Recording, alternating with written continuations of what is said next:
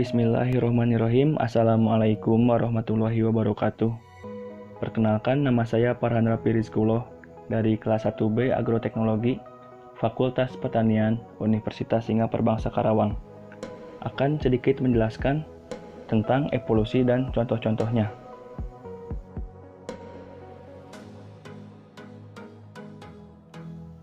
Evolusi adalah perubahan atau perkembangan makhluk hidup secara bertahap dalam jangka waktu yang cukup lama, dari bentuk sederhana menuju bentuk yang lebih kompleks.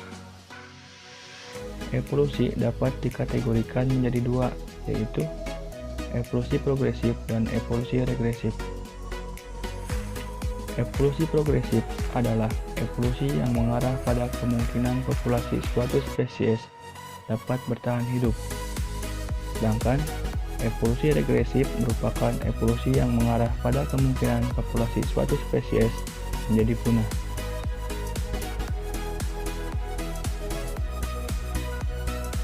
Berikutnya ada teori-teori tentang evolusi. Teori evolusi Jean-Baptiste Lamarck. Pada teori evolusi Lamarck ada dua gagasan utama, yaitu yang pertama, gagasan use and disuse atau digunakan dan tidak digunakan, di mana bagian tubuh yang dipakai secara intensif untuk menghadapi lingkungan tertentu akan menjadi lebih besar dan kuat. Sementara bagian tubuh yang jarang digunakan akan mengalami kemunduran. Yang kedua, sifat atau ciri-ciri yang diperoleh dari lingkungan dapat diwariskan kepada keturunannya. Pada konsep pewarisan sifat tersebut, memodifikasi organisme yang diperoleh selama hidupnya. Pada teori tersebut, Lamarck mencontohkan awalnya nenek moyang jerapah berleher pendek. Leher jerapah menjadi panjang akibat penjuluran terus-menerus. Kemudian, jerapah yang leher panjang diwariskan ke semua keturunannya.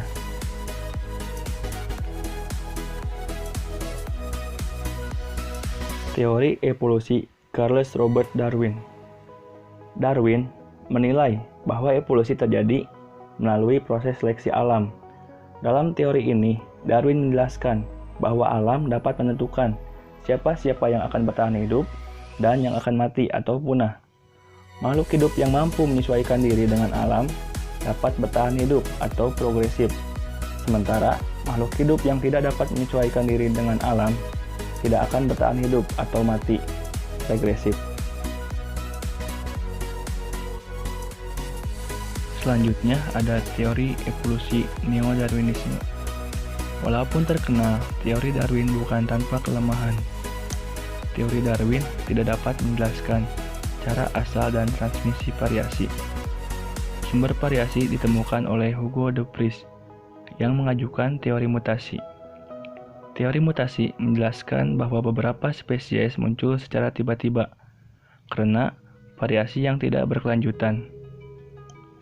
Beberapa ilmuwan yang turut berpengaruh dalam teori neo-darwinisme ini adalah George Mendel, Hugo de Vries, dan August Weismann.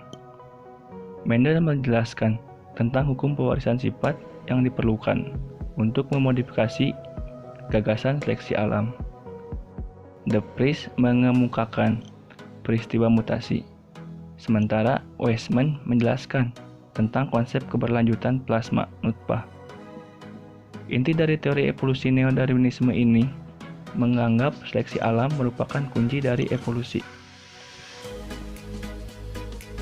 Teori mutasi menjelaskan variasi terus-menerus yang bertambah dan berkurang.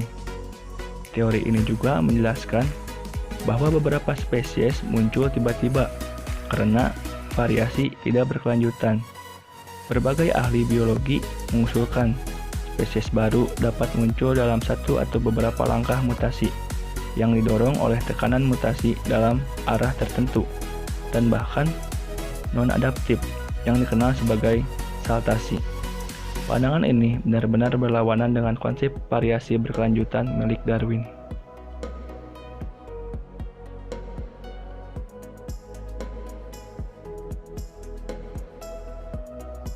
Selanjutnya ada contoh evolusi sapi. Sapi atau lembu termasuk salah satu hewan yang paling awal yang didomestikasi manusia. Hewan ini pertama kali dijinakkan oleh masyarakat Mesopotamia yang mendiami daerah antara Turki, Syria, dan Iran sekitar 10.500 tahun lalu. Diduga spesies yang menjadi tetua awal sapi adalah Auroch eurasiae atau Bos primigenius, sejenis ungulata berukuran besar yang kini telah punah. Auroch dahulu tersebar luas di padang rumput dan hutan-hutan Eropa, Asia, hingga Afrika Utara. Akibat kondisi lingkungan dan iklim lokal yang bervariasi di seluruh wilayah menyebabkan Auroch terus beradaptasi hingga terbentuk spesies baru yang berbeda dari tetua awalnya. Populasi Auroch di Afrika Utara yang hidup di gurun pasir berkembang menjadi Auroch africa atau Bos primigenius africanus. Sedangkan populasi di Asia Selatan, India, dan Pakistan yang bergunung-gunung tinggi dengan iklim kering berkembang menjadi Auroch asia atau Bos primigenius nomadicus. Auroch eurasiae dijinakkan dan dibudidayakan hingga membentuk berbagai ras sapi di Eropa modern atau taurin. Seperti yang kita kenal hingga saat ini, populasi Auroch di Asia Selatan berkembang lebih lanjut membentuk ras sapi India atau zebu, sedangkan untuk ras sapi Afrika disebut sanga. Selain Auroch, beberapa hewan pemakan rumput dari marga Bos juga berhasil dijinakkan di Asia. Gaur Bos gaurus gaurus, sapi liar terbesar di dunia yang hidup di hutan-hutan dan rawa-rawa basah India, berhasil dijinakkan. Hewan ternak hasil domestikasi Gaurus disebut gayal atau mitun, Bos gaurus frontalis. Secara genetik, gaur masih berkerabat dekat dengan banteng.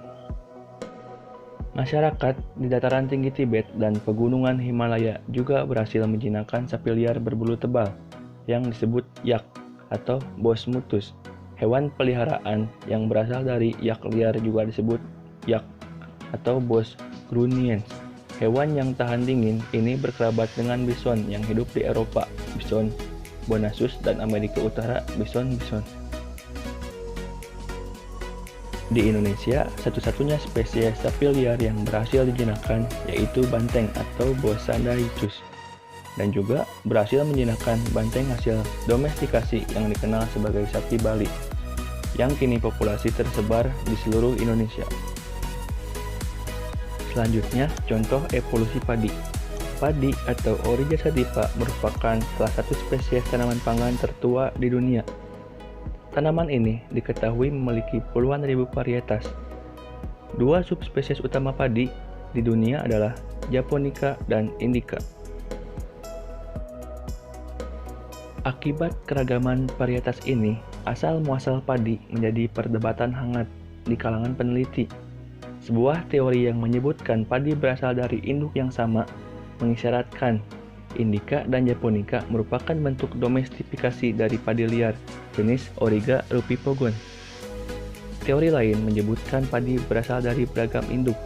Teori ini mendapat dukungan karena terdapat perbedaan genetik yang mencolok antara padi jenis Indica dan Japonica. Studi terbaru peneliti gabungan dari Universitas New York, Universitas Washington, Universitas Purdue, dan Universitas Stanford membandingkan 630 pecahan gen pada kromosom tertentu dari berbagai varietas padi liar maupun yang didomestifikasi dengan teknik pemodelan yang mirip dengan penelitian gen manusia. Didapatkan urutan gen lebih konsisten dengan teori induk yang sama. Peneliti juga menelusuri kapan evolusi padi terjadi untuk pertama kali. Penelusuran ini menunjukkan padi muncul pertama kali sekitar 8.200 tahun lampau, sementara jenis Japonica dan Indica terpisah satu sama lain sekitar 3.900 tahun lalu. Hasil studi ini konsisten dengan bukti arkeologi yang memperlihatkan budidaya padi pertama kali terjadi di lembah Yongse, Cina sekitar 8.000 sampai 9.000 tahun lalu. Sementara budidaya padi di sekitar Sungai Gangga baru terjadi sekitar 4.000 tahun lalu. Ketika padi dibawa dari Cina ke India oleh pedagang dan petani yang bermigrasi, Terjadi persilangan antara padi asli dengan padi liar India, ujar ahli biologi dari Universitas New York. Sehingga budidaya padi yang sebelumnya diperkirakan bermula di India, ternyata berasal dari Cina. Menurut Profesor Biologi dari Universitas Washington, studi ini menunjukkan pemikiran baru bisa didapatkan melalui gabungan ilmu genetika, informatika, dan pemodelan. Ia juga mengatakan, penelitian filogenesis padi sangat penting karena tanaman ini berhubungan langsung dengan penyebaran manusia di seluruh Asia.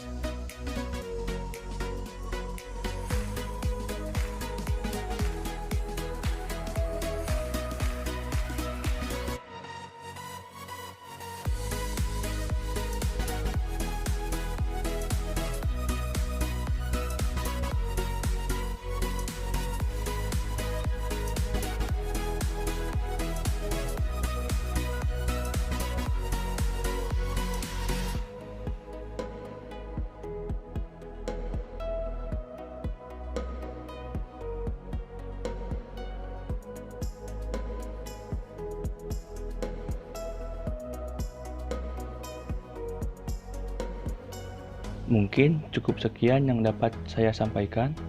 Mohon maaf bila ada kesalahan. Wassalamualaikum warahmatullahi wabarakatuh. Terima kasih.